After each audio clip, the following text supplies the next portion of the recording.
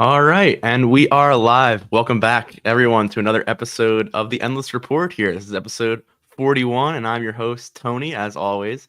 Welcome back to the show. We got a lot of interesting news this week, actually. Of course, we had that Xbox Developer Direct this Wednesday, so I was anticipating that. Had a lot to talk about on the show today with those four games. We also had a bonus fifth game announced, not only announced, but was shadow dropped that evening on Wednesday night, a brand new Bethesda game from Xbox. So we have a lot to talk about today in terms of just this week's releases, in terms of that brand new game release. A lot of buzz around that right now. It's Hi-Fi Rush, that game is called. A lot of people talking about that right now because of the surprise release from Xbox there. So pretty cool stuff. We also have, of course, some recurring releases that we were talking about this week, all from Fire Emblem Engage from the Nintendo side of things. We have Forspoken from the PC and PlayStation side of things, and of course that Dead Space remake we had, as well as the upcoming GoldenEye 007. We also have a few other games next week. We have Season coming from PlayStation. So a lot going on right now in terms of new releases. But just at the top of the docket here, I'm going to pull that up in a moment. We had a few small things I want to talk about. The first one actually is, of course, the recurring Last of Us HBO TV show. We are in week 3 now. We're about to have episode 3 this upcoming Sunday. I did speak on this last episode a bit, very much enjoying it. No spoilers, of course, for the games, but very accurate to the video game material. Very compelling story so far. I think that what they're doing is really awesome. So definitely all positive notes on that one. But speaking of the Last of Us TV show, I did want to note this. About 20 minutes before I started my show here, we got this announcement via the Last of Us Twitter page. And as you can see here, maybe I'll make that full screen. Of course, The Last of Us Season 2 is already confirmed. So that's going to be happening on HBO. And one of the big topics of discussion with that show has been, with the inevitable renewal, which probably will happen given how popular and how successful it's been so far. How do they handle the second game? Of course, this is getting more into spoiler territory for The Last of Us. So I won't really tread too deeply into the details there. But there are some, narrative implications here. It's one of my favorite, I'll say, ever endings of a first game. I know the first season is going to end with, presumably the entire story of the first game. They said it's going to be the entire first title's narrative. So we're going to get that ending, presumably, or maybe slightly different. We'll see.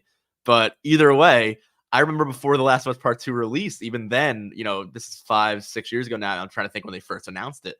I wasn't even sure if I wanted to see it. I thought it was such a perfect ending to the first game. I thought it kind of, encapsulated the whole spirit of that story in a really great way. And then the second game blew me away as well. And I never really thought back on that. I think the second game not only enhances the story, I think it's one of the, again, one of the best video game narratives I've played after the first one, even especially. And I know there have been some mixed opinions of that online, and there's been some, of course, unfortunately, with every game release, you get a lot of like vitriolic and unfortunate kind of speech online that I don't really think is valid, even really discussing that way. But that being said, there was some negativity in terms of other, opinion based things on it. But I really personally really loved The Last of Us 2.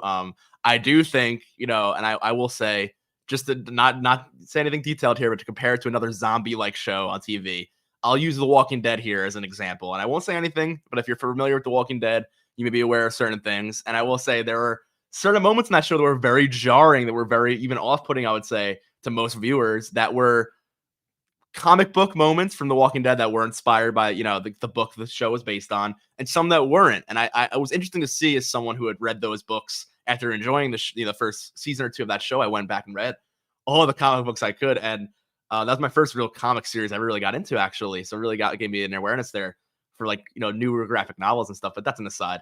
But that being said, it was really, really interesting to see how some really, I would say, gruesome and really shocking things played out on the show, and how the audience took down. It was actually a big turnoff for a lot of the audience that stopped watching that show. And you may know the event I'm talking about, depending on if you've seen that show or not, or what you may be referencing to. But I think you may know what I'm talking about. That being said, I think that was a little drawn out, the way they handled it on that show. I'm not saying there's anything similar to The Last of Us, but I do think there are some moments that, like an apocalyptic show, that are going to be a little tough, hard to watch. I will say there were a lot of game moments that were hard to play through. We're pretty early on in the story, so I won't say anything, again, that's where I'm going to leave that at. But it is, there are some very, I will say, like, adult tough moments in The Last of Us story. And I'm going to see how, I'm curious to see how the HBO audience will handle it. I think the HBO of any audience will be, expecting some pretty, interesting content. That's all I'll say. 'Cause I want to lean away from that, getting any too deep into spoilers here. But a lot could be said about the potential of this second season of The Last of Us here. I will wonder, a little off of that spoiler territory there. Will they just continue on with the second game immediately, knowing that the first season is the entire first game? Will they jump right into the second game story? Will they do some sort of in between where we have a little bit of a build up to show what happened in between the kind of time jump? I will say there is a bit of a jump between these two stories, so that kind of remains to be seen here. I do think The Last of Us has a really good use of flashbacks and different kind of chronological orders of telling their story. While it may be kind of a trope in film and cinema, to go like start here's what happened, and then we're gonna flash back for the entire rest of the show. That is kind of a trope in a lot of shows and movies. But that being said, I think the way is handled in the game is more so something you're not used to in video game narratives, and that's why I think it's so effective. So I do think it is interesting, and I have been speaking of this about some of my friends who have played The Last of Us and are watching the show as well. We're wondering how exactly are they going to handle that? Are they going to do that similar flashback type narrative? We've seen how they've done. They've handled like some really interesting. Again, I'm going to stop talking about it because I really don't want to ruin the show for anybody or anything like that. But I do think there are a lot of ways they can go about it. So I'll leave that at that. I'll leave that very vague as I don't want to. I realize the more I talk about this, the closer I get to saying something I don't want to. I wouldn't want to ruin for anyone who hasn't played the game yet or hasn't watched the show yet. So that being said, very exciting, not too unexpected here. Of course, I think we all were pretty confident the show is going to get renewed, but very interesting to see it so soon. Before the third episode. I believe. Oh, I realized I was not showing that on screen. My apologies. I'm not sure if you guys saw this right here. But that was the Last of Us trailer I was showing. Hopefully that was on screen. If not, my apologies there. But now you could see that teaser. Sorry about that. But anyway, we are going to be moving on. That was just that brief announcement there. I did want to reiterate a few more of the releases of this past week. Of course, I had mentioned we had Fire Emblem Engage on Nintendo Switch. Admittedly, I don't have too much knowledge on that game. I don't. I do actually have a Switch, but I have not touched my Switch in a while. I'm not gonna lie there. Ever since that Steam Deck arrived, it's been kind of tough to go back to the Nintendo Switch. But I will say, definitely seen some positive reviews there, some positivity. I've seen about like around 8 out of 10, 9 out of 10. So all around, seen some good things around that release. But personally, I don't know too much about that game, but do want to make you all aware of that one as well. We also had Forspoken. I did speak about this one very briefly. I believe with somebody on the Discord here at Endless Studios chat, someone was talking about the requirements for that game, the PC requirements. And that's also, I believe it's only on PlayStation 5 and PC, no Xbox release there for Forspoken. That game, unfortunately, did not get the hottest reviews. We saw a bit of a mixed reaction. Some people were very much enjoying it. Some people were a bit critical, both of the game's mechanics and also of the dialogue and kind of the spirit of the game. They have been a little bit negative in terms of that game's release, unfortunately. That being said, I have seen some positive reviews as well. I would say take that with a grain of salt. Maybe do your own research first, then given that, and maybe figure out if that's a game you'd want to buy now. Maybe wait for a sale. Think about what you're doing with that game. That being said, I think it did look interesting. I personally played the demo. I enjoyed it. I did think that the open world was a little, I would say, a little too open. There's a lot of running around, a lot of kind of, it was a bit repetitive. But that one just was a demo, so maybe take that with a grain of salt. But I think I may be waiting on that one. We'll see. But definitely looked interesting there. So definitely look into that one if you are interested in kind of those magical spells, Square Enix kind of gameplay. That's typically not my particular cup of tea in terms of I think Final Fantasy 15 was a big comparison. A lot of people were comparing this game to, and that one was also kind of mixed, both for Final Fantasy fans and just general like open world third person games in general. So take that as you will. I will say definitely look into that one if you're interested. Another one that people were very interested about and curious was the Dead Space remake. That's also releasing, I believe, today. That just dropped. So I've seen all the reviews and everything kind of popping up this morning. That being said, it was all positive. Thankfully, I don't think I saw any real negative reviews there. A lot of people were, praising, EA for really sticking to it here. We know no, nonsense, no microtransactions, no nothing kind of like messing with the original vision of the game. They said it was a very respectful remake, and they're very, I've seen a lot of people very happy with what's gone down here. So very, very good stuff there. Very excited to check that out. I've not played the original Dead Space, actually. I've seen a lot of gameplay clips. I remember, that famous that eyeball. So that's all I'll say. I don't want to, there's a lot of body horror and gore in Dead Space. Unless I was thinking about putting some footage up here, so that I think if you want to check it out, it's definitely all over YouTube. So I will link some in the description. But definitely a very brutal game there. But I maybe we'll check that out, at some point. I've said on the show before, I'm not the biggest horror fan, just for like gore's sake. I obviously have been talking about The Last of Us. I love that. Definitely all in for great horror narrative, but maybe I'm not always like a thrill seeking kind of looking for those huge gruesome gory type games. But Dead Space is one of those games where I feel like I gotta just experience it. Same thing as I said with the Callisto Protocol a few months, a month back or so back when that came out. Definitely still looks interesting though. I think more so there has been kind of a little bit of a competition between these two games, given the spiritual successor nature of the Callisto Protocol being from the original Dead Space creator. There has been a bit of a conversation there. I will say, while the Callisto Protocol was pretty well received, it was a bit mixed. I think overall here, the Dead Space remake is getting overall positive reviews. So a lot of people were kind of claiming this is a victory and that kind of like pseudo little intellectual battle between these two games. But that being said, I think there's space for both of them for sure. I think something that I'm definitely looking into playing both of these games at some point down the line. We'll have to see. But for right now, maybe waiting on, maybe sale or something like that. We'll have to see what I do personally. With that being said, the last thing I want to talk about in terms of releases this week, and I know I've been talking for a while now on that first bullet point, is of course GoldenEye 007. If you are familiar with this one, you may be really excited about this game coming back to Nintendo Switch and also Xbox Game Pass. There are a few caveats here to GoldenEye 64, and I say that colloquially it was the Nintendo 64 game.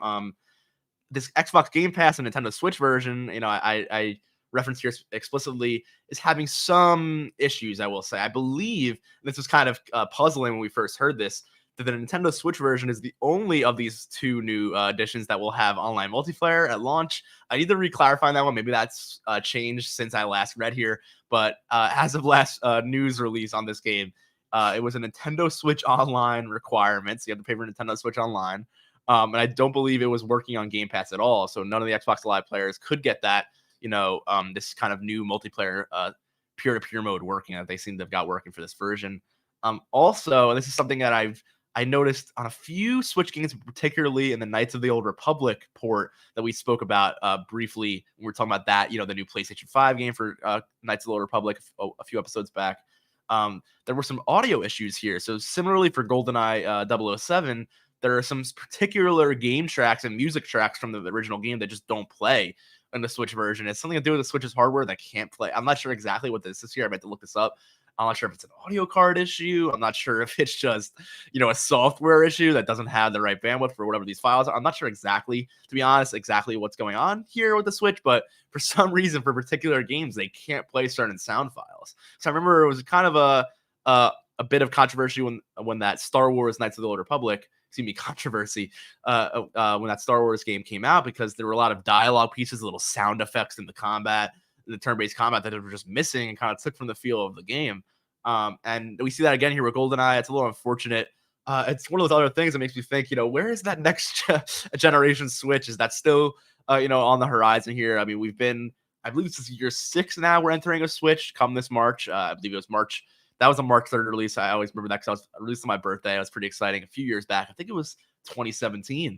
So, we're almost through, it's 6 years now with the Switch. Did we see an eventual, upgrade here? The Switch Pro rumors have always been swirling around, but as we've talked about in the past, it seems those rumors are kind of going to the wayside, and now we're looking forward to a brand new Nintendo system, a whole new generation, whether it is a Switch successor and a full new version, with the portable capabilities that we're used to, or it's a whole new creative idea for Nintendo that has different types of controllers and kind of changes the way we're thinking, just like Switch did a couple of years ago. Who knows what Nintendo is cooking up right now.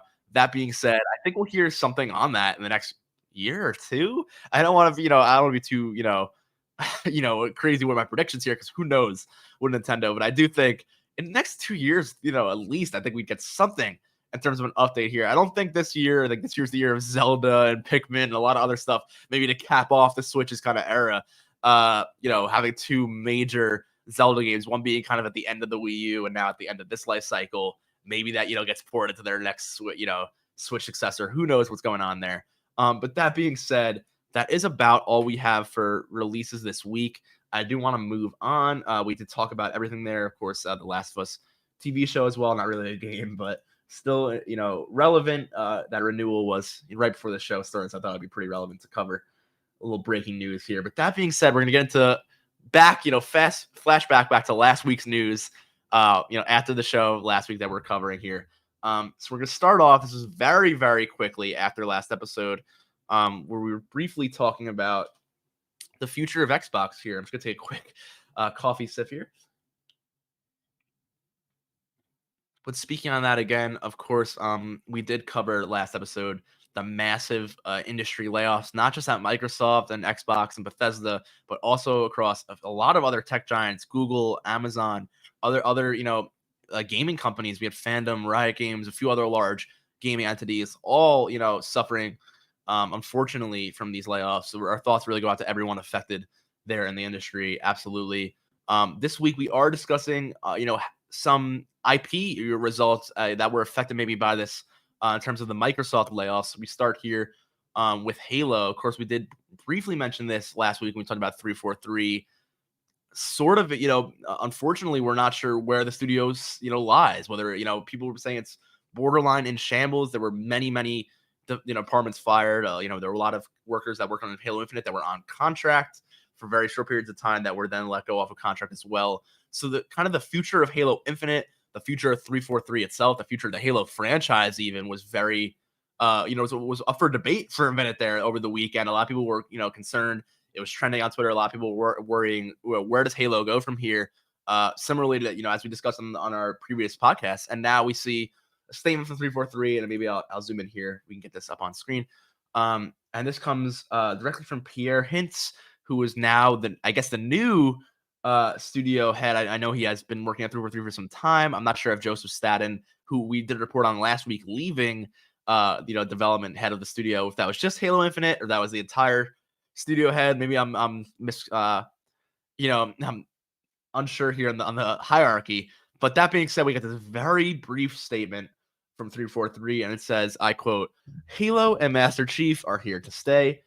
343 Industries will continue to develop Halo now and in the future, including epic stories, multiplayer, and more of what makes Halo great." Pierre Hintz, studio head. So to start here, again, just to clarify why this was released, there was a lot of confusion online of, again, like I just said, will Halo continue on at all? Will 343, continue as a studio? Will they get a new franchise? Will they continue on Halo? What's happening here? Again, that was very up in the air.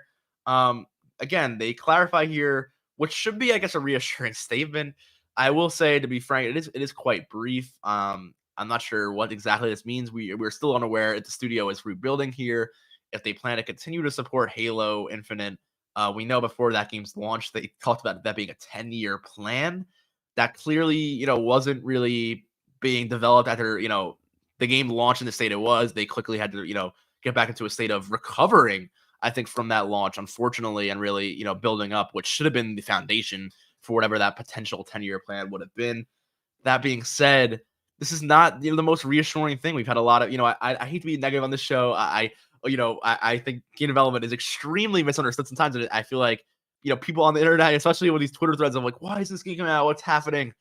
A lot of times, most of them, especially most of the people who are complaining, don't understand the hard work, the troubles, the tribulations, the effort that goes into creating games like this. So I would never want to be negative or anything like that on the show. And it is tough, especially with things being delayed left and right. It has been a tough year or two here for the industry, of course, just with logistics of everything, the supply chain issues, just everything that's gone on. It has not been easy for developers, publishers, anybody. So I do think we all have to be a bit, understanding and patient in all these situations, so I do want to preface this before I say what I'm going to say here, because I do think that, while I do say that, and I do truly believe that there is, who knows what happened behind the scenes here. And I always say that I'm just a guy on the podcast here. Sure, I can give my insights, and sure, I can give my insights from what's happened in the past or what I may be aware of. But that being said, I'm not the developer on this team. I was not there.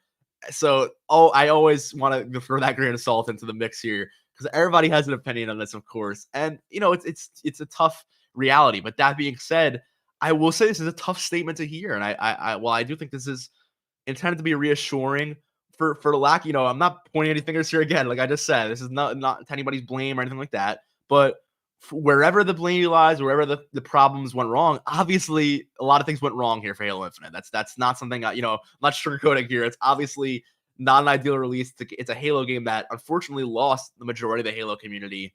Doesn't really have the same player count that we're expecting.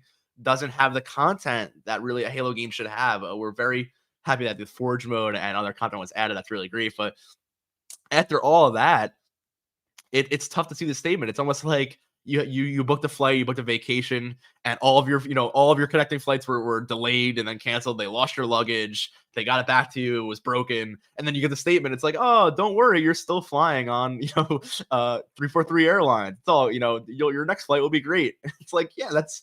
I hope we're working to improve things here, and I forgive you. Really, you weren't trying to mess me up there. I understand, but maybe I'm not really too enthused to go back to another, immediately just be, oh, I'm excited to get another title here. I'd like to see what's happening in the studio to improve and to better, unfortunately the negative performance that they've had in the past few years here. Again, I don't mean to be negative and I don't mean to poke fun here at all, but I do think this is a time, especially with these all the layoffs that have happened, everything that's going on, in the tech industry. I hope this is a time that Xbox to turn around here and look, to the future, look to positivity, look for improvements here. I don't want to be a negative Nancy or whatever you want to call it here. I do think there are things that can totally be done to improve and to rebuild at Xbox now 343. Absolutely. So I don't mean to say this is the end or this statement can't be true or this can't be a positive thing. I don't mean that at all in the slightest, but I do think that there has to be, you need to show me, you need to give me some sort of sense of trust here instead of just being like, oh, don't worry about it. That's, you know what I mean? That's kind of all they said here. Not, oh, we're working to rebuild or just don't worry, this is what's happening. It's more just, don't worry, we still got it. And all I've heard is that you've lost, you've lost employees, you've lost support here. You've lost, the support for the game. I mean, we've gotten content that was obviously 2 or 3 years old in these content drops. Not that these new updates haven't been, beneficial and been accepted to improve the game, but it's clear things aren't on track here. So I think maybe, just calling it as it is and kind of being a little more honest with the audience, I think maybe could be a little more of a better approach here. Again, I hate to be that critical of this, but this did get, I think I'm being kind of generous where all the opinions I've seen online from a lot of, any podcast, a lot of game journalists who have been covering this. This has not been taken with the most grace, unfortunately, from the community. There's been some frustration. And I kind of understand. I think we need a bit more reassurance there that the future of Halo really can, be successful. I do think it can. I still believe in it. A lot of people were posting the old trailer for Halo 3. I'm not sure if you're a Halo fan, you may remember they had those trailers like that said "Believe." When when all hope is lost, believe. So I do think that Halo is a franchise that, of course, can bounce back. It has that iconography, that of Master Chief and of some of the the iconic, it's all I can really say. Iconography of the franchise. It really is just such an iconic franchise. I think there are things that can be done here.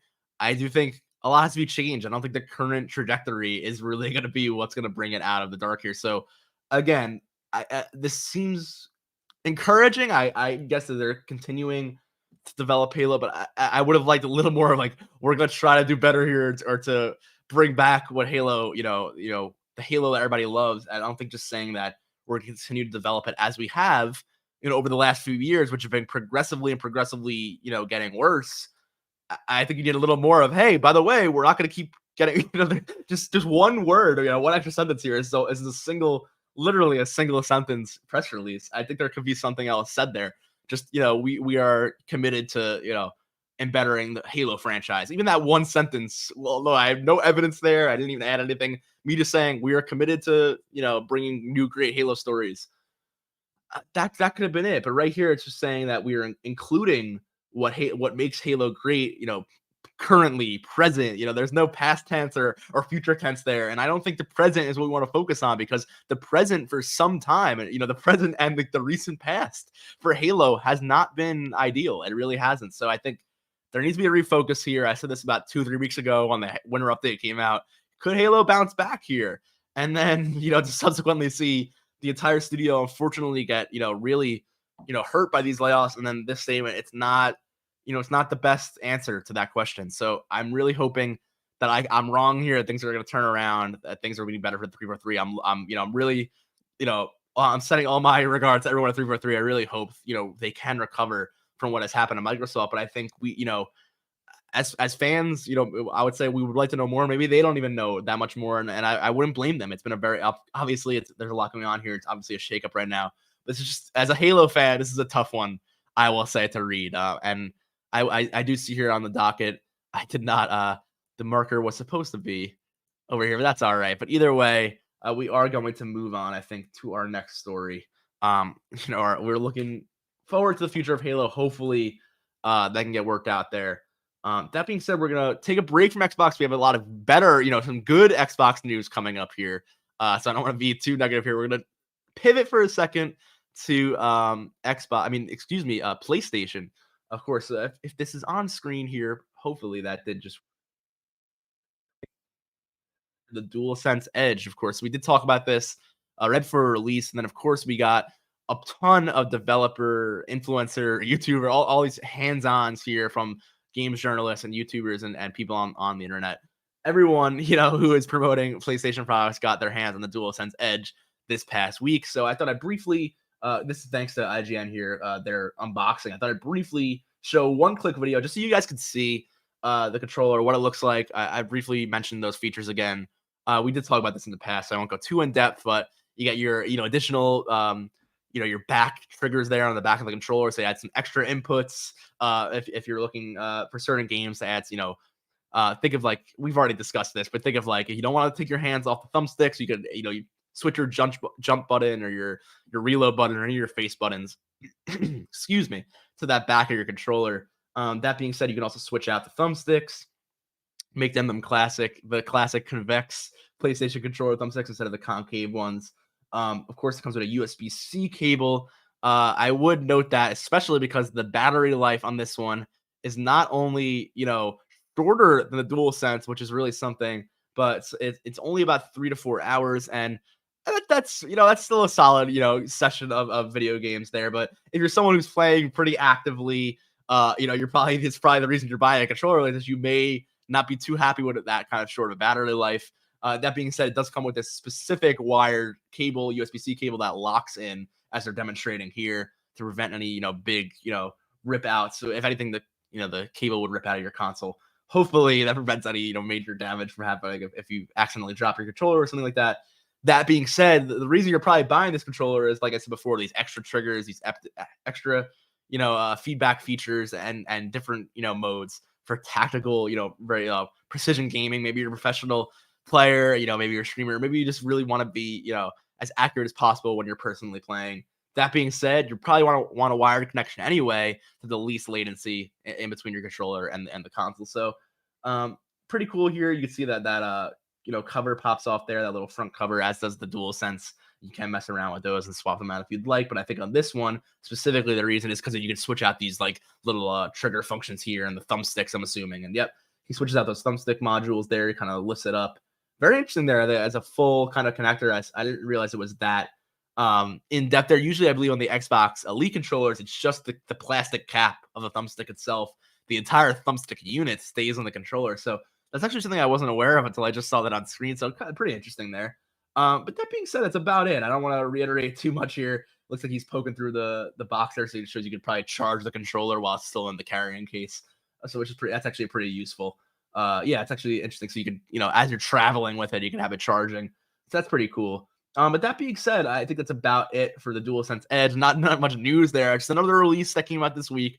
I thought it'd be relevant. If you're looking, if you're in the pro controller market, of course, there's like other brands, and most notably like the Scuff controllers. I think a lot of people have. I know a friend of mine has that for DualSense. Very nice as well. I mean, the DualSense controller itself, very high quality, very nice. So I think if you are looking for this model, I believe it is running about $200. So I would say if you're very, very serious about your games, you're usually playing wired, you're playing competitive gaming, or a competitive shooter maybe, and you're really into it.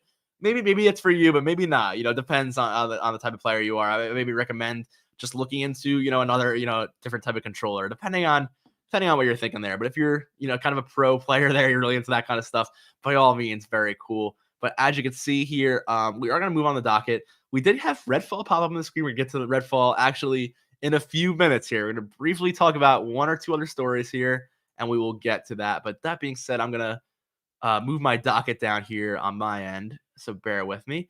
And we're going to talk about Avengers. This one's another kind of unfortunate story, but one that I don't think is too unexpected. This is something we kind of saw the writing on the wall for a while now. Unfortunately, this is the final the final chapter here.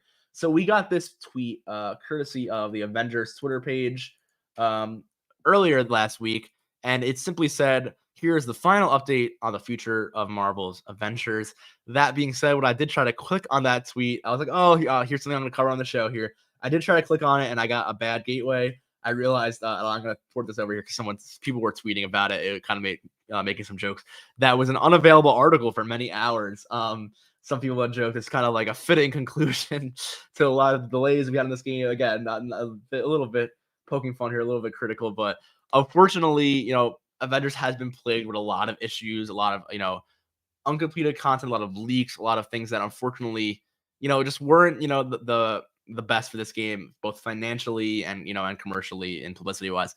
That being said, Square Enix and Marvel did have some further success with Guardians of the Galaxy, with some, of course, with Midnight Suns getting a, pretty great reception recently as well.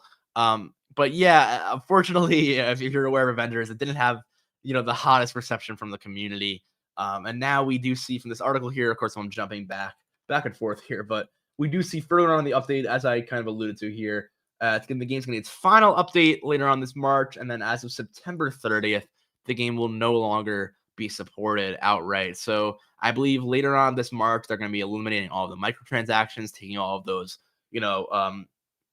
purchasable, cosmetics out of the store, maybe adding some more of that content back into the game. I'm not sure exactly how they're handling that, but maybe that's wishful thinking there, but maybe they're going to give some of that content out. But I guess that wouldn't be fair for those who have, purchased that over time. There's a little bit of a gray area there, but the game is being shut down. So you would think maybe they could release that content for the other players that may have missed out, but I'm not exactly sure there in terms of what will be happening. That being said, after September 30th, support ends, but gameplay and all of that will still be functional. They said even multiplayer servers will still be running for some time, but there's going to be no new updates, no new, bug fixes, any type of support like that. It's going to be a legacy game. Not much else to comment on here. They're just talking about some of the upgrade models, kind of how you'll transfer your end game kind of character here. No pun intended with Avengers end game. Transfer that character over to like this kind of like new model of currency. Once your currency and all your upgrades from the existing system kind of roll over into this later version. I will say I'm not too familiar with the kind of economy in Avengers, unfortunately, to be able to really give you an in-depth analysis of what these numbers are exactly telling you here. But that again, it looks like they do have a plan, for existing players who did have existing currency and existing, XP and stuff to transfer that over, maybe get something out of it, in the end game of this title.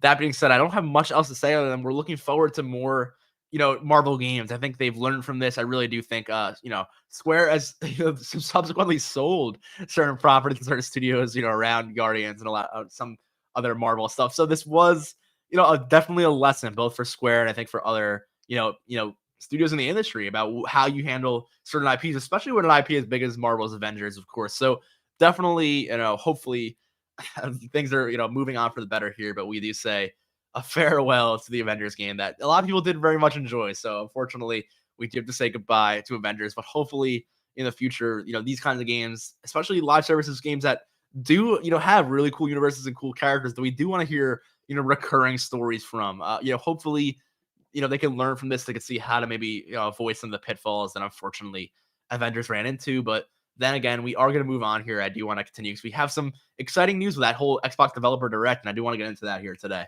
So I'm going to continue on as I switch over our screens here to our next story. This is our last, I promise. We have like a quick 1-2 here of like these of some quick press release stories. I'm not going to go too in depth here, and then we're going to right into all the game announcements and all that good stuff. So that being said, I'm going to move my little marker down here correctly this time. and we will talk about one more time here. Once again, Skull and Bones. This is something we talked about recently. With unfortunately more and more game delays from Ubisoft, and I think I just clicked on that Persona ad on the side of the website. Unfortunately, I'm gonna delete that, but we were back here. Okay. Anyway, Skull and Bones has some more bad news this week. I hate to say it. Not only did we get a delay for the sixth time only just a few weeks ago, we are now seeing the game is not only being indefinitely delayed again, it is also being removed from stores. So this is not looking good. We may not even be sure if this game is going to be releasing on that extended date now. The way this is looking, it's not really clear. But that being said, if you did pre-order Skull and Bones, at least in the PlayStation Store, you're being fully refunded. If you go on Ubisoft's website right now, you can click on the pre-order button for Skull and Bones, and then when you go there, you click pre-order, it'll redirect you to one of your marketplaces. At least for me, I went to the PlayStation Store, and that is unavailable there. You cannot refund. You cannot pre-order rather or purchase this game at this time. Not much else to say there in terms of what they said in the article. Like I just said, it's been long being developed. It's been long. What's the word here? It's had a lot of troubles for a very long time, and unfortunately, it's been delayed over 5 times now. We're our sixth delay for this game, which is really something. It's really unfortunate here. I do hope this game can come out at some point. Again, that being said, when this game does come out, many have noted, especially after some recent play tests that we have gotten word of, it's very much at this point an outdated game. I think this game is supposed to come out 5 years ago, even many years ago. I think we're looking at a game that was originally built off the Assassin's Creed 3 naval combat system that alongside, was built, for Assassin's Creed 4 Black Flag, some other Assassin's Creed games. This was supposed to be its own kind of pirate spinoff of the Assassin's Creed series, and just unfortunately had a lot of development pitfalls, it seems, and is still on its way out here. It's still trying to make its way out. That being said, with people being refunded here, pre-orders not being open anymore, does this game still come out? That's the question. I do believe I mentioned earlier last time that this game may have just been canceled, like those 6 other Ubisoft games that have been canceled in the last year or so. We may have seen a similar what's the word here, outcome here, but I do believe they've had some requirements here. I believe they had some government funding, if I'm not mistaken. There are a few things here that are contractually obligating them to release this game. I think they've probably had a few issues there that way they didn't want to release it over the past few years, and probably were hooked into whatever this agreement was. So here's hoping that, I would say, if you're looking into a new really cool pirate game, I would say maybe don't buy this game at launch. Maybe take it with a grain of salt. I would hate this, to dissuade anybody if that is exciting to you, but I do think, unfortunately, there are a lot of issues with this release, and I just hope that this game can come out, especially for the people who have been working on this for some time. If there are developers that have been on this game project from its inception, I'm not exactly sure, but I really do hope that this game can come out and kind of end this saga and this limbo that this game has kind of been put into. I do feel it is quite unfortunate. We have seen this with some other games that maybe not on the higher level of Ubisoft and that kind of AAA publisher, but there have been other games that have kind of had this this doomed to never release kind of feel to them, and usually I don't think it's as similar of a situation. I feel like this one from Ubisoft. We've seen gameplay, we've seen walkthroughs. There was an hour-long walkthrough that we had covered on the Endless Report here. We had discussed at good length, I would say, about the UI, the HUD, the mechanics. We were very interested in this game, and it's just unfortunate that it's been taking this many I guess setbacks. But I hope it can bounce back here. I really hope later on this year we see some positivity from Ubisoft. We have Assassin's Creed Mirage coming out. A lot of people are saying they're really banking on that one. We've seen, of course, we covered the negativity recently with some comments from Izguimo, comments from the employees, and maybe some union comments there about them, criticizing the management. There have been some back and forth between, Ubisoft. I was going to say Unity there for a second. It's like Assassin's Creed. Some back and forth there between management and employees. But again, hopefully this year can be much better for Ubisoft. Hopefully they can reformat here, recontextualize maybe where they were at there with a lot of the struggles they were having, especially with things like Web3 and some other stuff. I think maybe they were a little too early on. I don't think I do think there were a lot of, we talked about Ghost Recon and the NFTs and all that was going on at that point. Again, there were some issues there. I think Rainbow Six Siege just having its own kind of struggles now of how to continue its live service relevancy. So they have a lot going on there. I think they need to kind of reformat maybe going forward. Is the Rainbow Six Siege, excuse me, going to continue to carry you for another like half a decade or so? Maybe not. There are a few things that they may have to, look into changing. Their Far Cry, I think, has also been, while mixed, and I think Far Cry 6 and 5 both had some really positive reviews. I think Far Cry has been kind of a lot of the same for the past few years, and I think again, there are a lot of things that they can do that maybe refresh that formula that I think Far Cry and Assassin's Creed and a few of their other mainstay franchises, Ghost Recon, other Rainbow Six and Tom Clancy, I say that quote unquote properties. It's really not Tom Clancy properties anymore, but that's kind of an aside for me. But Tom Clancy, doesn't really have much to do with those games, but it is a very notable, video game franchise at this point from all the, successful game releases it has had attached to it. So it does make sense, but I think maybe a revamp of kind of some of those IPs could be, suitable as well. But we're going to have to see here. Hopefully they can have a much better 2023 than 2022. I think that's kind of the case for a lot of publishers, not just Ubisoft. But that being said, we're going to move on to another, not publisher, but a developer. And that is, of course, Naughty Dog. Of course, we talked a lot about that with The Last of Us these past few weeks in the beginning of the show. But right now, I just want to touch on briefly the game side of things. We talked a lot about the Uncharted and Last of Us extended content, the new, everything going on with the TV show. But right now, we got another comment here from Neil Druckmann again, of course, the writer of The Last of Us and the lead producer, director on Uncharted 4 ongoing. He has said here that at least for Naughty Dog in terms of continuing, their older franchises. He said in an interview with BuzzFeed, actually, Druckmann explained that Sony doesn't pressure Naughty Dog into creating a sequel just because the game is successful, and the publisher has been very supportive in letting the studio follow its own passions. So this comes as a word. A lot of people are asking about The Last of Us Part 3 potentially. The show is, of course, booming in popularity right now. Everybody's talking about The Last of Us who may not even been aware of the game series beforehand. So people are saying, are they going to make a Part 3? Is Sony seeing, the dollar signs there with how popular the HBO series is and is saying, hey, Naughty Dog, let's get another game going? I mean, I do say I'm not sure that is exactly the case. And as Neil Druckmann said here, it's clear that they maybe haven't been so strong to do that in the past. That being said, I do think with the TV show, it's a bit of a unique situation. It doesn't make sense, but maybe people are forgetting The Last of Us Factions is still coming here. This could be a really great companion to the show. I think maybe they come out with The Last of Us, Part 2 fixed for PS5. I don't think you really need that with Last of Us Part 1 and Part 2 having the 60 FPS update. They all do really run great on the new consoles already. But I do think, if you have those, those first two stories be great, you have them, work as they are, that already, a great package there. And then you add Last of Us Factions, which has a recurring, like I was talking about before, live service narratives that continue to expand the universe in a really cool way. I think that's a great. You're firing on all cylinders there in terms of the synergy with the franchise. I don't think a Last of Us Part 3 is essentially necessary, at least immediately here. That being said, they were also talked about Uncharted, where they said, look, Uncharted 4 especially, and Uncharted Lost Legacy, then you see of course, Tom Holland and Mark Wahlberg, driven movie coming out after those two games really, being super, super popular, selling really well, especially Uncharted 4. They asked about that in the same vein. He says it's not the case. For us, Uncharted was insanely successful, quote, but Uncharted 4 was one of our best-selling games, and we were able to put out our final brushstroke on that story and just say, we're done. We're moving on. So that's it right there. He kind of paints a picture of, of course, the Lost Legacy was one thing. It was almost, like I said in the past episode, it was almost a DLC that became its own game. That being said, Uncharted 4, story was, for lack of a better words here, like I said, the final brushstroke.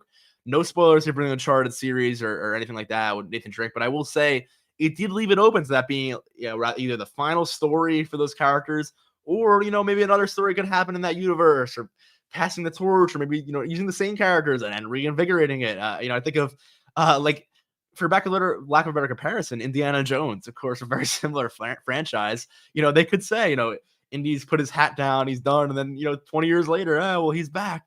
So who knows what Uncharted? I feel like it's always something you could maybe wake up or do something with in a few different ways. That being said, they said they're comfortable putting a closure on that. I agree here. I think Uncharted 4 was a great way to end the franchise. I do think it does have enough closure where if you do do something new there in a new vein, a new light, or a new generation, that could be really cool as well. And they again, no spoilers. They set up some cool, loose ends that they could maybe expand upon in other games for sure.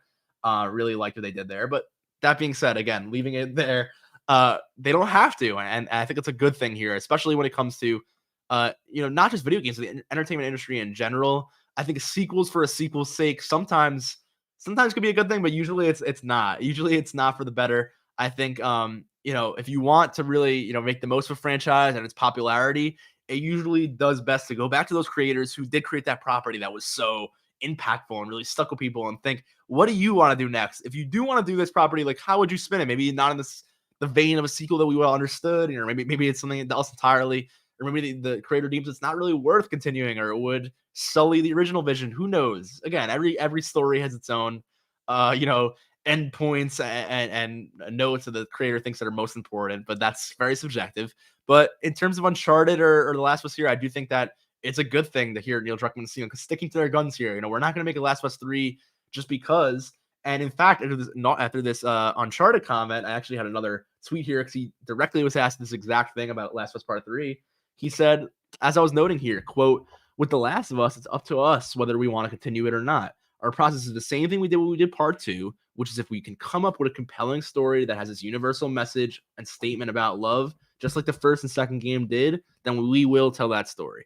So I love that quote there. I think it's pretty straightforward. Look, if I write a script, or if I'm thinking about that universe and I think, you know what, this is the thing that would end the trilogy great. It would really set in this theme and these motifs that I've been working on for all these years, and really, put a pin on this narrative of relationships and love and hate and vengeance and all these emotions that go into this story. If I could really make the statement about love, he says here, I'll do it. And I think that's a great way to look at it there. If Last of Us Part 3 is being made just to be made, and maybe it's not as impactful, it doesn't really have those really incredible moments that, these human moments, if it feels better to just leave it Part 2, then I really have faith that they will leave it there. So I guess I would put it as it happens when it happens, or it'll happen if it does happen.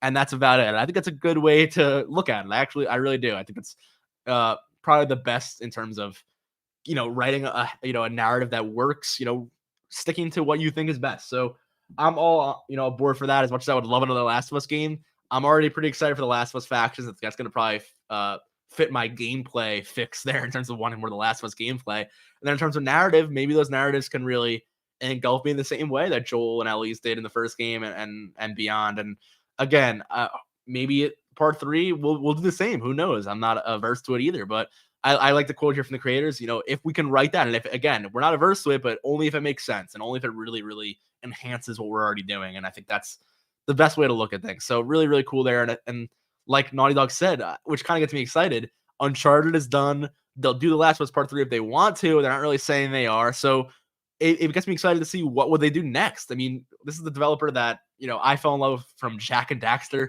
and that series. That was where I fell in love with them. Then, of course, I loved Uncharted as well. Then they which is very much a leap and maybe in maturity a bit, but still pretty, a happy-go-lucky kind of fun game. Very, very big tonal shift to The Last of Us for sure. Very gritty, very mature. And I do think to see what they do next from Naughty Dog, especially if it was a new original IP, would be incredibly fascinating. So no worries for me there either way in terms of that announcement. I think it's a very encouraging thing to hear from the developers there at Naughty Dog.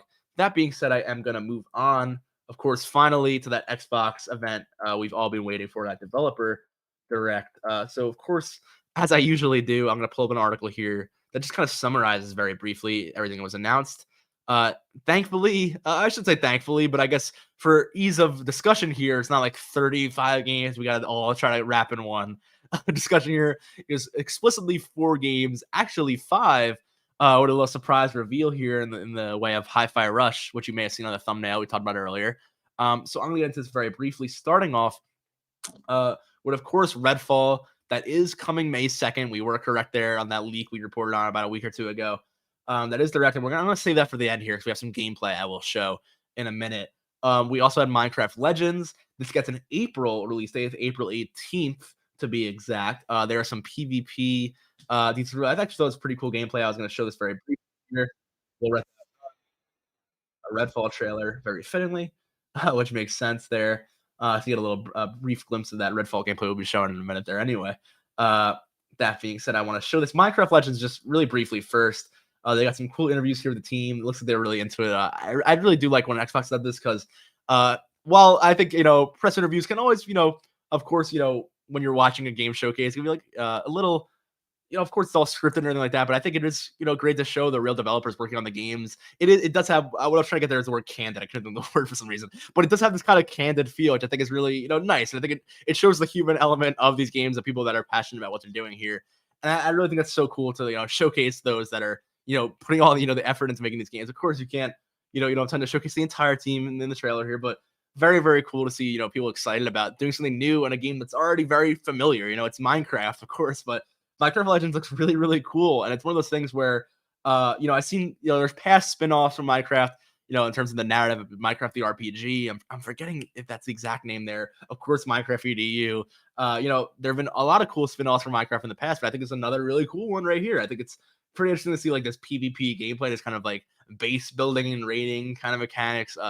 I think it's cool to add that kind of element to Minecraft. I like the way they're handling the graphics here, the lighting. I think everything looks really great. So all positivity there from me. I'm not sure if I'll be picking this up on day one just because maybe not my particularly type of game I'd be playing at the moment. That being said, I think it looks really fun. I would definitely recommend it to anybody who's someone interested into this playing it. I think maybe this will be something I pick up on Game Pass at the time. It's at some point in the future if I do get an Xbox or maybe upgrade my PC or something like that. I primarily play on Steam Deck for Xbox and PC, so not always, depending on the game. I'm not sure if I want to hop on the Xbox Game Pass subscriptions in certain months, but this game does look really, really cool. I think maybe wouldn't be my, like one reason for getting Game Pass, but I think definitely if you're a Minecraft fan, I think a very, very cool one. Speaking of other games coming to Game Pass, this one doesn't have a release date, but we got another update on Forza Motorsport. This, of course, comes after Forza Horizon 5's release, a turn back to the more sim, a little realistic kind of end of the series here with the Forza Motorsport team. Got some screenshots here from the demo very briefly. That's the best screenshot right there, showcasing the race. I'm not sure if we have the gameplay.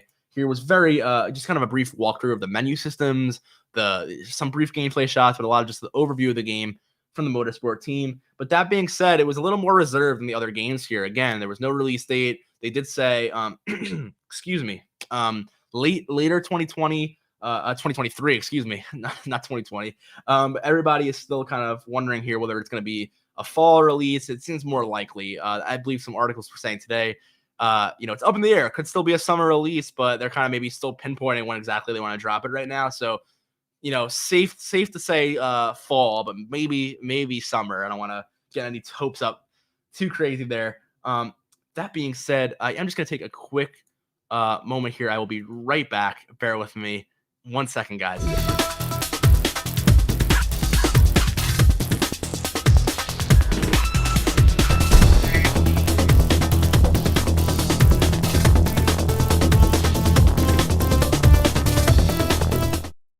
All right, and I am back. Sorry about that. I just had a sneezing fit, and I was like, I don't want to just sneeze violently into the podcast microphone. So I'll give you guys a little bit of a a break from having to see that. But that being said, we're back here. Apologies. Anyway, I do wanted to move on here because the last two games we're going to talk about, of course, I have gameplay set for are Redfall and Hi-Fi Rush. Very surprisingly, but I did want to note we also got a little bit of an update on Elder Scrolls Online. They did mention briefly the newest expansion for Elder Scrolls Online, which is pretty interesting. It takes place another one in Morrowind, and it's called Necrom. And I wasn't sure that meant like necromancy, and I think it was right there because it's introducing a new class called the Arcanist. They said here, so it looks like arcane magic, that kind of stuff in that vein. There's a new special edition for it here. There's no unfortunately no picture on this article that I have attached here, but there's a new special edition for Elder Scrolls Online here, and they're also having another kind of another open access weekend like they have in the past with the other past expansions for you to hop back in Elder Scrolls Online, get access to everything that came before, and kind of like jumpstart your way into the MMO. So it's helpful here for those who may have not played ESL before to not feel too intimidated of having to get all these expansions and kind of catch up. They do this pretty well. Every time they release a new expansion, they do make all the previous chapters free for a limited time, and I believe you can also purchase a kind of a bundle to get access to those long term. So they're doing that once again this summer. Makes sense there. Should be very good. Again, we also have this details on Hi-Fi Rush here with no gameplay, but I'm gonna show us that right on the side here as we get into it. So bear with me as I pull up these gameplay clips. We're gonna start off with Redfall because we're talking about this for a lot. May 2nd officially. Well, we did get that release date leaked for us earlier. We talked about them on the show. It is officially now May 2nd, courtesy of Xbox and Arcane Austin. So here we go. I'm going to pull this up on screen now. Skipping the, I will just pull this up before I even skip it to show you. Skipping my advertisement for Redfall to then play the same Redfall gameplay from the advertisement. But that's kind of funny there. But here we go. We get this courtesy Bethesda Softworks. Hopefully that resolution is good enough here. And I'm gonna jump through this a bit because this is a 12-minute gameplay demo, so I'm not gonna spend 12 minutes on this, unfortunately. If you're really looking forward to Redfall, I would recommend watching this demo. I will link it in the description. But showing some slower, kind of reserved gameplay here. Excuse me, I apologize. I'm a little bit congested here, so apologies. Still dealing with a little bit of a cold. But that being said, we do have, again, slow gameplay here. There we go. We got a vampire jumps into frame. I will say, and especially someone who just has played TLoU very recently, I've played Dishonored. I have not played Prey, I should know, but I played a good amount of Arcane games. This is Arcane Austin here. I was a little, maybe I should say a little, what's the word? Not disappointed, I would say maybe apprehensive here. A little curious still in terms of the gunplay. I will say maybe there are a few months to launch. Maybe I'm mistaken here. Maybe there's a ton of work on this. I think the gunplay feels a little clunky to me here, and you could see it for yourself here. Maybe I'll jump through here to get a little more action-packed sequences. Again, it looks like the boss fights look pretty interesting. Some different vampire types here look interesting. And the one thing I will say is that Arcane, like Bethesda Game Studios, also really great at environmental storytelling. They nail out of the park here. You can tell here they have a huge open world that they said is very dense with a lot of environmental storytelling. That seems to be very, very true. I believe that, I'm not sure if it was the exact same team because it was Arcane Leon who made Deathloop. So I don't want to compare them directly, one for one here. But Deathloop had really great, dense, world building there in their districts. Going all the way back to Dishonored in my memory, I do, Dishonored had really great world building as well. Again, it's a different team at Arcane, but still, I think Arcane really has that as part of their formula here in terms of the way they make games. I think they have great, world building, very good art style. So I'm definitely liking what I see there. I'm very much liking the tone of it. A lot of people have drawn comparisons to Left 4 Dead, Back 4 Blood, all those zombie 4-player co-op, of course, very direct, in terms of that kind of gameplay style there. But then again, it does have that Arcane DNA on it here. It does seem to be a bit more, what's the word here? I wouldn't say RPG-esque, but definitely more, character-based. But it is like Left 4 Dead. You do have these 4 base characters with their own personalities and skill sets that lead to these skill trees and kind of leveling up your character based on these certain parameters. Again, I'm not sure how tied the skill trees are to your specific player characters that you choose from near the beginning. I believe they may be isolated. They do show these very briefly in this demo here. But again, you could take, make your own opinion here on the gunplay. I did feel it was a little bit, not bad looking at all. Very, very solid looking gunplay, but a bit, I would say, typical. I'm looking at, different gun types here. I think that's what I'm finding more particularly interesting. And I think Arcane does a great job of having unique, different kind of crazy looking guns and stuff like that, and effects and spells and stuff in their games. So I think that's when a lot of the unique factors going to play in. And maybe I'm not seeing enough of that in just the demo here, and maybe I'm missing out, personally from my comments. But that being said, I think if you're looking for a really good co-op game, it's still something I complain about a lot. Not complain about. I will say there's not a ton of like awesome co-op games out. Of course, we have the Borderlands series, Wonderlands. Most recently, some other, Deep Rock Galactic is another. I should note is another non-AAA but really popular one that a lot of people really love. But always good to have another really fun-looking, cool co-op game, especially when it has narrative and loot-based systems. There has been a lot of maybe narrative stuff in this trailer and gameplay stuff here, but you can see very briefly there the loot system does look to be pretty in-depth as well. We see a lot of stats and stuff popping up very briefly there. But that being said, again, not much else to comment on here other than the gameplay. I do think it's very interesting. I do think it's something I want to look out for, especially come May, to see the reviews here Again, we got some more special types of vampires here and some boss battles. Again, I think it looks pretty cool. There's quite a variety here, so I shouldn't jump the gun too much on with my opinions here. Definitely much more to be seen, but very good stuff. We get some more gameplay here of these big boss battles. I believe these are called the Vampire Gods. So you have these jumbo boss battles here. You're seeing a glimpse into that. I do think it's interesting to have these kind of like what I would call almost typical or more traditional boss battles for like third person action games in a first person setting like that. Not Don't get me wrong, there have been many first person shooter boss battles with similar mechanics there, but I do think it is cool to see that. Just in that vein, it looks pretty interesting. But that's about it. Again, I like how how the developers get to comment on their game here. Really makes it cool to see the people that are working hard on their game and are passionate about what they're building get to comment on it.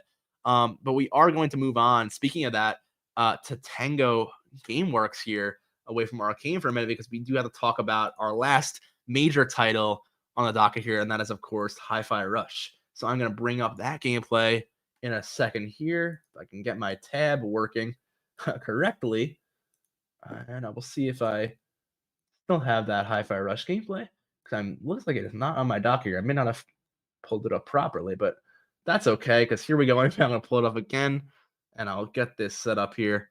But here we go. So this is full screen. This is courtesy of YouTube. I believe IGN posted this on YouTube.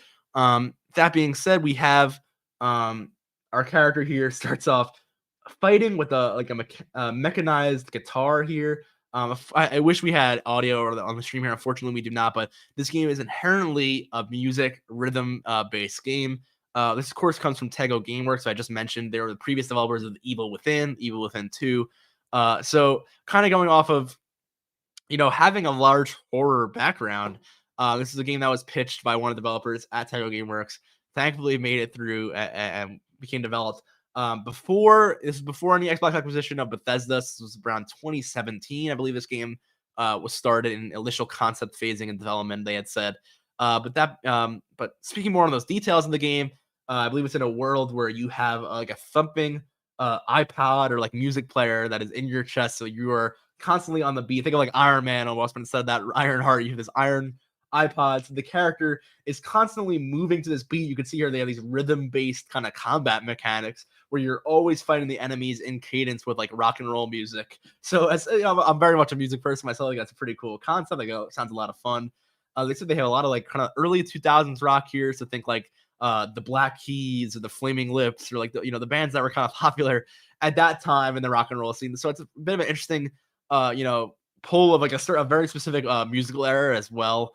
Probably I would assume probably personal to the developers who worked on this and probably their teenage years. That would probably make sense to me, and I think that's pretty cool too, to kind of have that character kind of live through there. You can see this really cool jumping out into the world here. It kind of reminds me of like a kind of a Fallout Out of the Vault moment where you first see that open world in full glory.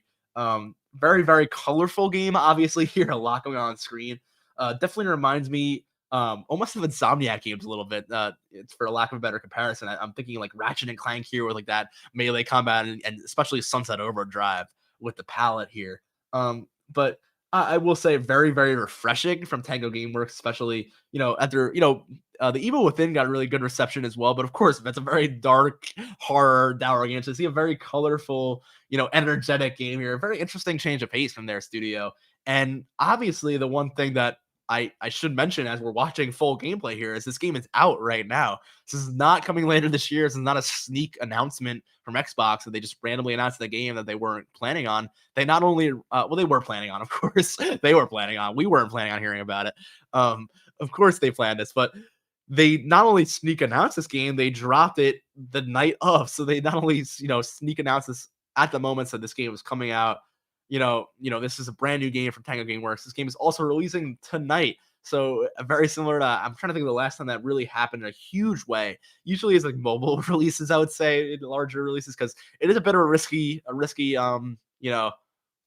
attempt there, unless it's like a game port or you're porting it to a new system, to just release a full new brand new IP, no context, no marketing, nothing, immediately onto a system is a risky move. And I think Game Pass helps here, because people were able to immediately download from Game Pass for free and not pay that. And it was only, I believe, $30 without Game Pass. So if you had it on Steam or another platform, you didn't have Game Pass, and it looked really interesting. You thought maybe I'll try that out. It was only $30. They got a lot of people interested in a very short period of time. It's getting a ton of buzz on the internet all week because of that. I think for good reason.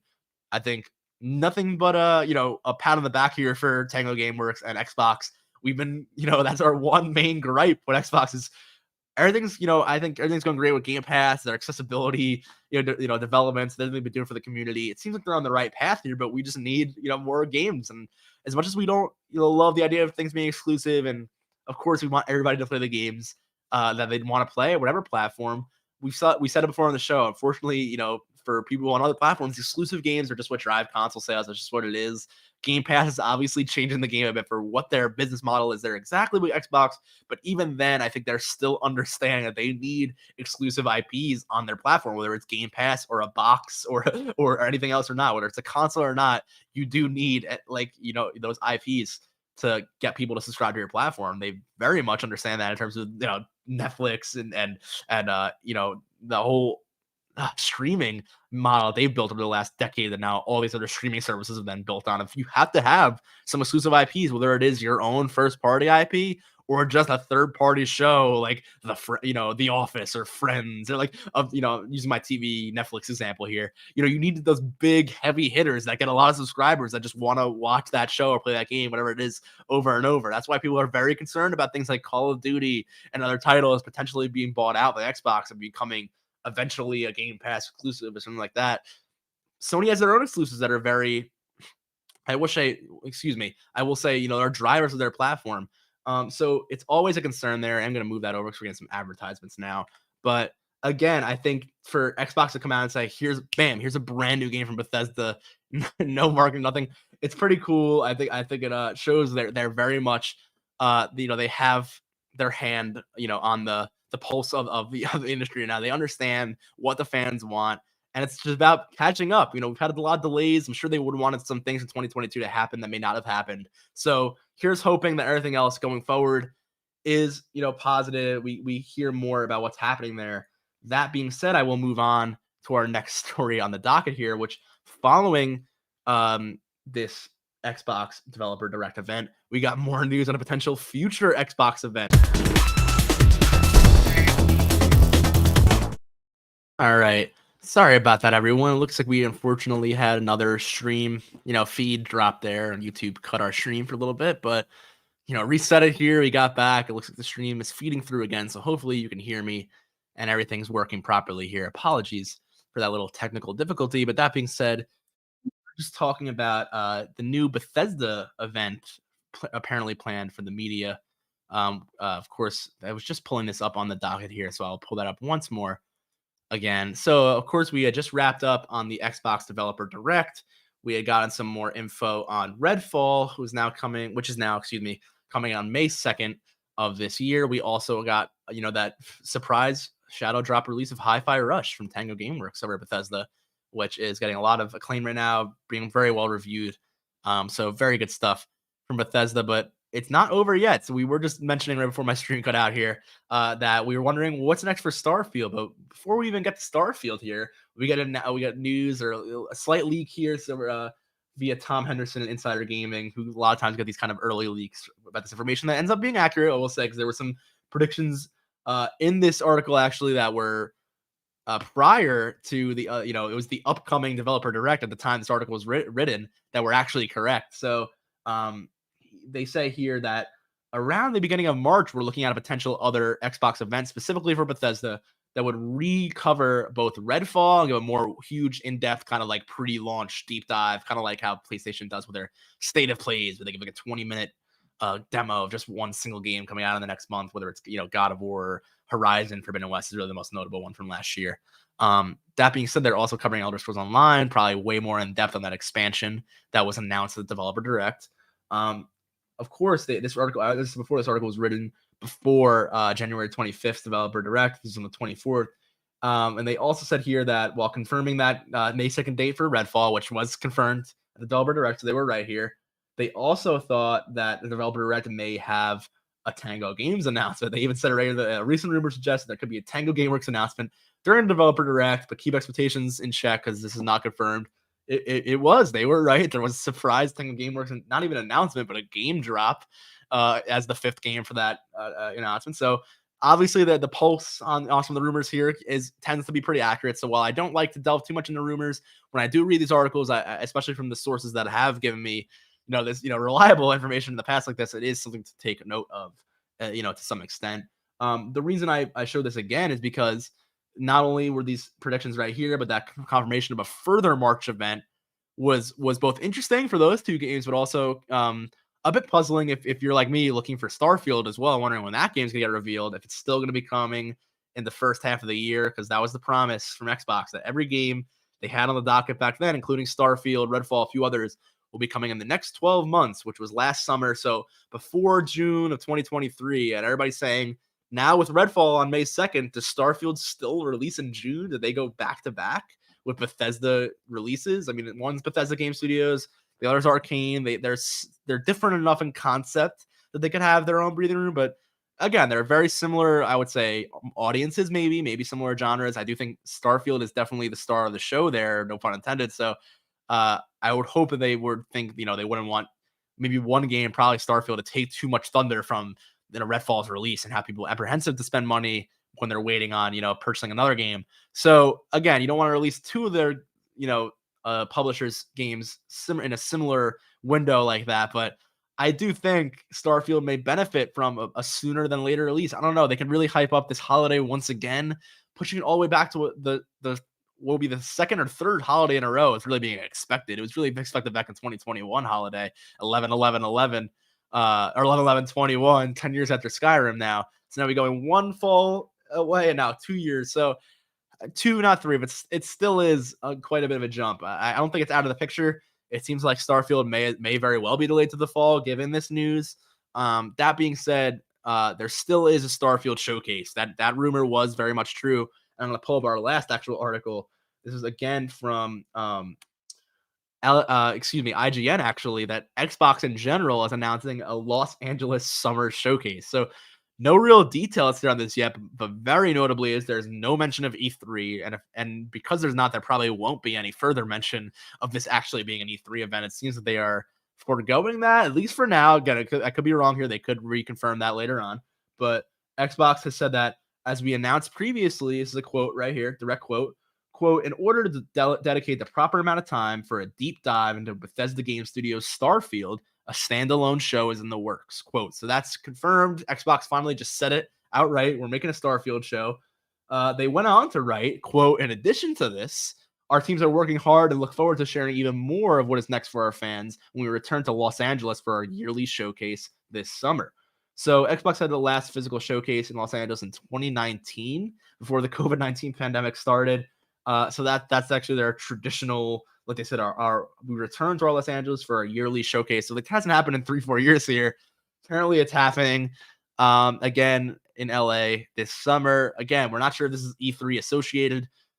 We've known in the past that, of course, the big three, Xbox, PlayStation, and Nintendo, of course, have had, pretty rocky relationships with E3. All three of them have opted out of the conference year on and year out, depending on the circumstances, but they've all done their own things, especially through COVID, with the PlayStation showcases and PlayStation Direct, Directs, the Xbox Developer Directs now, and their showcases. Nintendo has their Indie Direct. I'm forgetting the name there of those. My apologies. Their Indie showcases and some of their other Nintendo, their quick showcases. It's bothering me that I can't think of that name there. I meant to look that up as I discuss this here. But that being said, we do have no more other, really updates for here on this story. Of course, Hi-Fi Rush was the big shock in terms of all the Nintendo announcements here. And again, I was just looking that up as I said that. I'm not sure I have. It is Nintendo Direct. Okay, so I was getting confused there because I'm like, I feel like I said Direct 3 times, but I'm pretty sure it was Nintendo Direct. It was that was what they called those. Again, where Xbox has their developer direct now, and of course PlayStation has their PlayStation showcases. So they all have their own little personal showcase now, sans E3. But that being said, that about brings us to the end of all this mostly Xbox news today. Of course, there were some PlayStation updates there and some Nintendo kind of lingering stuff, but Xbox had a really big week, so I gotta give it up. After a lot of the negativity of last week, of course, that Halo story I talked today was still kind of on the back burner of last week anyway. So it was a lot of negativity last week. Thankfully, the showcase here some of this Bethesda stuff and what's coming on the docket for them with Starfield and the rest of their summer. It's all good stuff. So I'm very happy, that they bounced back a little bit this week, Xbox, in terms of their news cycle being overtly negative. But again, still a lot to go, still a lot to happen here. So very much looking forward to what comes next for them. But again, that about wraps it up for all of our topics today. So I do want to thank you all, as always, for joining. I once again apologize for that little hiccup we had with the stream feed cutting. I believe that happened, was that either the episode before this one or the one before that? But it's been 2 weeks in a row, or maybe one in between, that the stream isn't cutting here. So that's unfortunately, I'm not sure. There's really nothing else we can do to help that here, guys. When we're streaming video and then we're streaming outwardly, uploading video, my live stream here. Unfortunately, I guess that just happens. I have this wired internet. We try our best. Have everything set up to the best of our abilities here, but sometimes YouTube stream just cuts out. So again, I apologize for that. It happens. I'd like to make it as perfect as I possibly can, but look, even the best live stream, platforms, it happens to the best of us. So apologize, for that though, guys, and hopefully that won't happen regularly, or at least in the next, for the foreseeable future. So we'll, keep an eye on that stream feed, of course. But I'm thankfully I had an eye on it. No audio issues this time, like as it happened in the past. So all good stuff there. No worries with that. But that being said, again, like I said before, it brings me to the end of the docket. We do have some more game releases on the horizon here. I will be talking about next week from PlayStation. Hopefully some more announcements there. I need some details on the upcoming first party stuff, especially with Xbox now in the ring with Developer Direct, and we have a much better picture for the next March, April, May, and potentially even June in terms of all the showcases coming out. So would love to see that from PlayStation. Of course, we have the PSVR release, very imminent.